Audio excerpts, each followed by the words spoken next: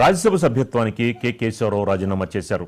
ఉపరాష్ట్రపతి జగదీష్ ధన్ఖడ్ను కలిసి రాజ్యసభ ఎంపీ పదవి రాజీనామా లేఖనిచ్చారు. కాంగ్రెస్ పార్టీలో చేరారు కేకే. బీఆర్ఎస్ పార్టీ ద్వారా ఎన్నికైన రాజ్యసభ మెంబర్గా కొనసాగలేనని తెలిపారు. నైతికతకి కట్టుబడి రాజీనామా చేస్తున్నానని పేర్కొన్నారు. కేశవరావు నిన్న కాంగ్రెస్ పార్టీలో చేరారు.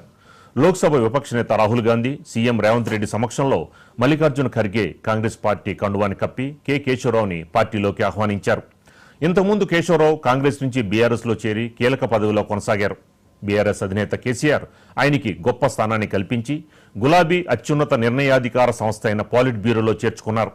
2014లో బీఆర్ఎస్ టికెట్పై మళ్లీ 2020లో రాజ్యసభకి పంపబడ్డారు. కాగా 2024 ఎన్నికల్లో బీఆర్ఎస్ అధికారం నుంచి వైదొలిగిన తర్వాత ఆ పార్టీకి చెందిన పలువురు ప్రజాప్రతినిధులు అధికార పార్టీ కాంగ్రెస్లో చేరారు. తెలంగాణ అసెంబ్లీలో కాంగ్రెస్ 64 నుంచి 70కి చేరిన బీఆర్ఎస్ చెందిన 6 ఎమ్మెల్యేలు కాంగ్రెస్ పార్టీలో చేరిన నేపథ్యంలో కాంగ్రెస్ యొక్క బలం 70కి చేరింది.